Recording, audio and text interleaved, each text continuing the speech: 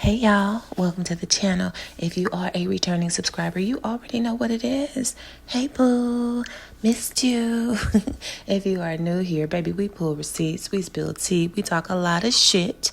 And if that's your type of carrying on, then go on and hit that subscribe button because you are going to love it over here.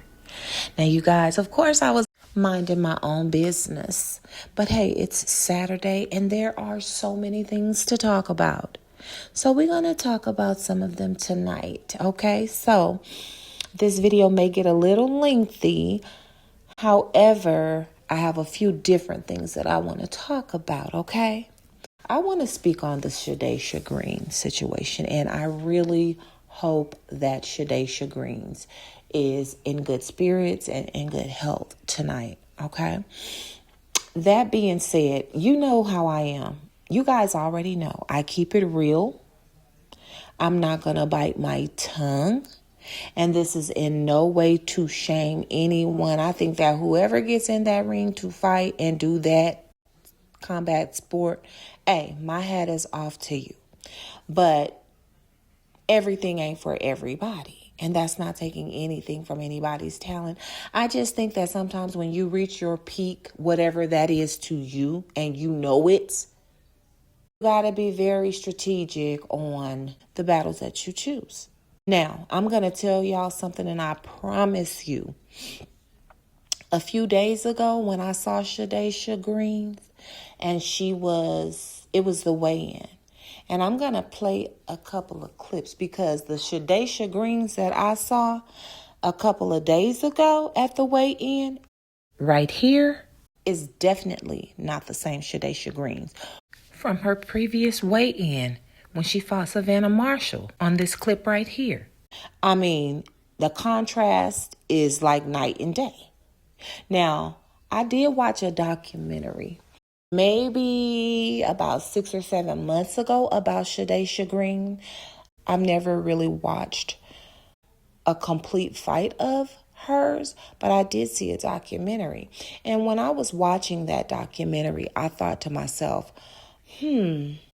Shadesha seems like she's the type of person that what's ever going on in her personal life spills over into anything else that she's doing, and it affects her boxing skills.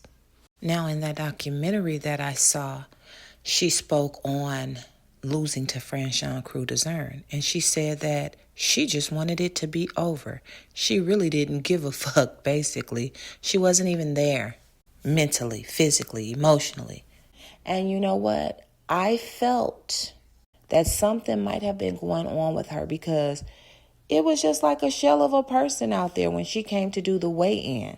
And she didn't look, I don't know. It was just something in the eyes that was very empty to me. And the first couple of rounds of the actual fight, it was like, okay, well, maybe she's just trying to feel her opponent out and, maybe she's got to warm up. But baby, by that third round, when I saw her coach, or he asked her, do you want to go home with these motherfucking belts tonight? And she was like, yes. I could see that not only I knew that there was a defeat coming, she knew it, and her corner knew it. Her whole team knew that. And guess what? Lonnie Daniels' corner knew it too. Baby, when I saw those two heavy-set fucking ladies over there in Lonnie Daniels' face, that lady pointed dead at Lonnie Daniels, and this is what she said. I wish y'all could see my face right now because, honey, that lady said, and she pointed back at Shadesha. She said, she doesn't want to be champion.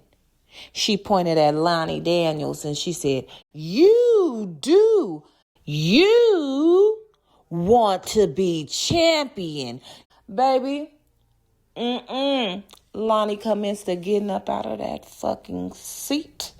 And she didn't even let Shadesha Green make it to the middle of the ring, okay? Lonnie absolutely understood the assignment. Everything after that was a complete wash for Shadesha Greens. And she was defeated. That's why when she was in that corner getting pummeled, no tea, no shade, Lonnie was laying them on her. But I didn't really see, I don't know, her beating her so bad that she had to go to, be taken out of there on a stretcher. But I wasn't in that ring, so I don't know. I just know I saw the look of defeat on Shadesha Green's face when she was coming out of her corner. It was just over the next couple of rounds.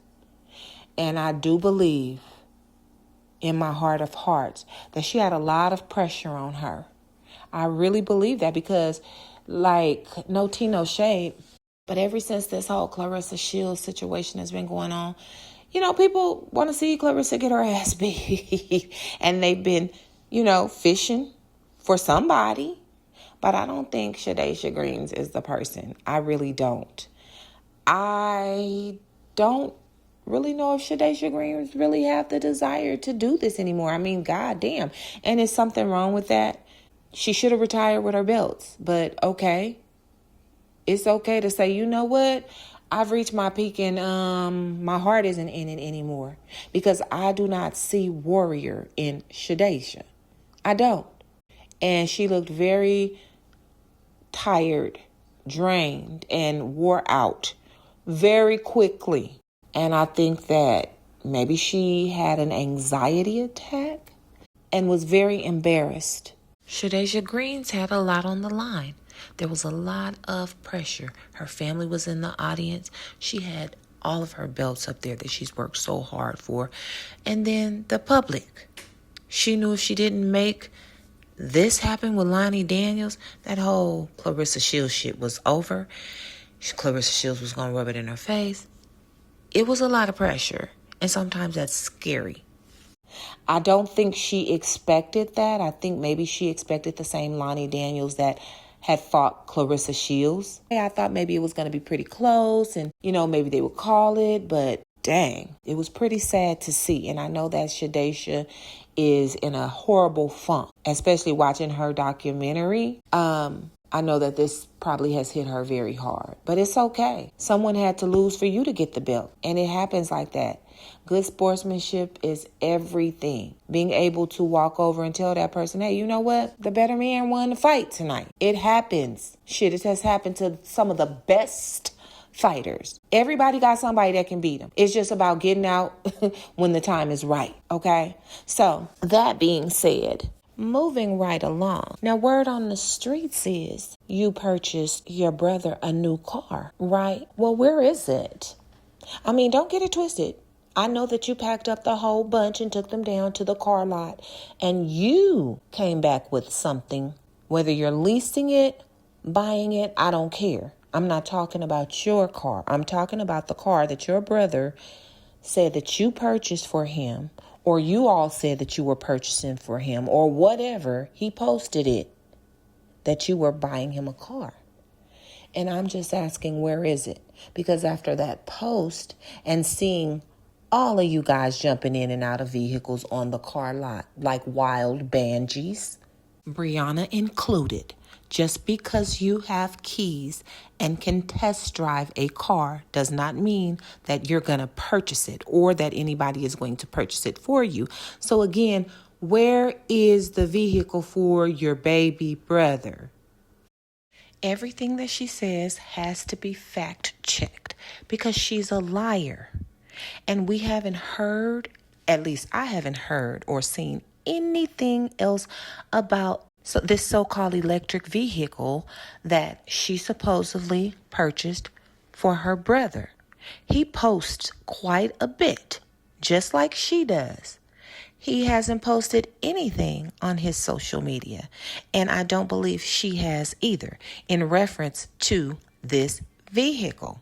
She didn't purchase the vehicle she wanted on the day she went to that lot. I don't think she could. What's happening is the funds are starting to trickle in from her fight, and she's doing what she can based on how much money is currently available. That's just how I feel. Now we're going to listen to her brother brag and boast about a car and how new it is. But at the end of that video, he's surely going to say, I think this is the one.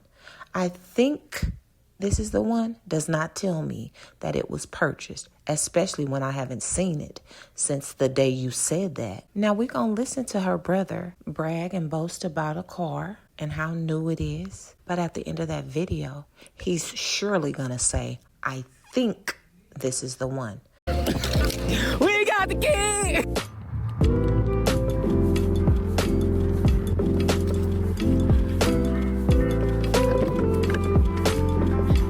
Look at my new shit. Look at my new shit. Look at my new shit. New shit. New shit. Very new shit. Very nice shit. Let me get out and show y'all the shit. Very nice. Very nice. All electric. Very nice. Nice rims. Nice little front. You feel me? This might be the one, guys.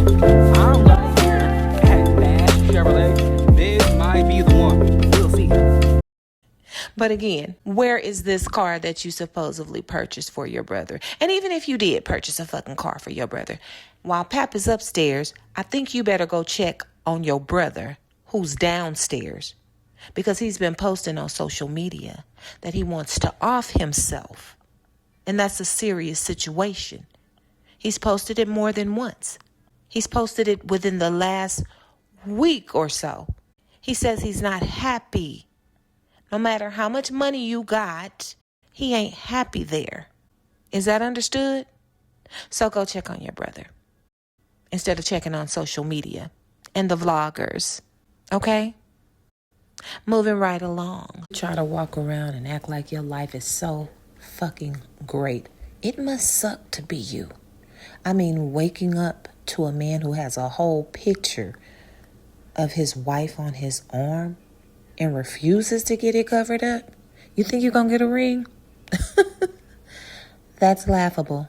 Not only does he have Remy on his forearm, his daughter does too. While you riding around in the car with her, did that bitch get that shit covered up yet? Or nah? I'm asking for a friend. Like, girl, come on. You're willing to take whatever it is you can get, and those people are around you because you've got something to give. That is it, and that is all. You're not producing something or have some money available. You don't really see them. And when he has to go off to New York, he sends his daughter to babysit you because he knows that if he leaves that cage open, the animals are going to get wild. And when I say animals, I'm talking about you, Clarissa Shields. You don't know how to control yourself. So you need a handler at all times. And even then, you're out of control. Now, I know you guys have already seen Miss Hustle getting her ass beat all the way up and down the street, right? Well, I had not seen it, okay? And baby, when I tell you, I laughed my ass off. And if you have not seen it, then you are more than welcome to watch it right here on my channel. I'm not going to play the whole thing because when I tell you she was getting her ass beat for quite some time, oh my goodness, it was quite exhausting, okay? But since she talked a lot of shit the other day in regards to something that had nothing to do with her, we're going to kindly watch her get her ass beat, okay? Okay.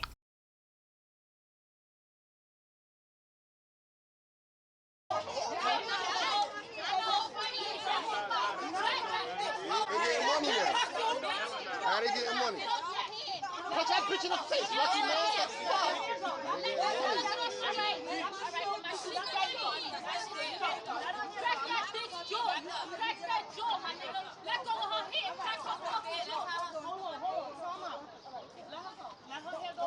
Oh, that's some sucker shit. What up? What's up? How you doing?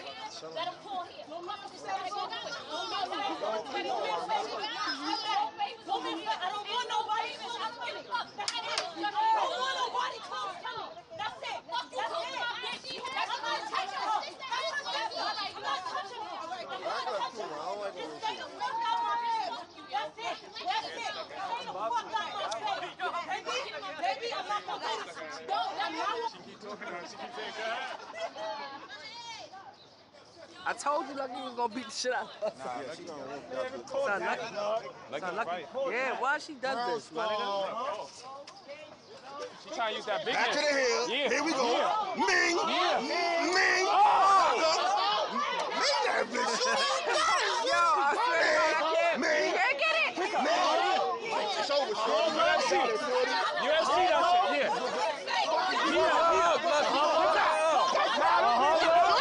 Yo, let me get some of that cigarette, yo. Stop breaking that shit up. It's hustle. It's hustle, right? I told you I was some rapper, bitch. Yeah, that's Miss Hustle, bro. That's all right. I ain't gonna lie, the crowd came out of nowhere. Yo, let me get my bone, man. I'm burn one of these.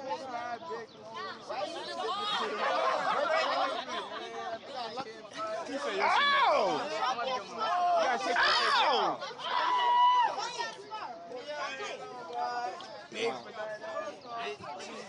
So Miss Hustle, respectfully, shut the fuck up, please. And thank you. Now, y'all, one last little messy clip.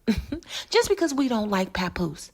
Child, when I tell you Papoose got his motherfucking block knocked off, the way he went around that fucking pole like a stripper. Enjoy and have a good night. Don't forget to like, comment, of course subscribe, and get those comments popping below because you know your girl always chimes in.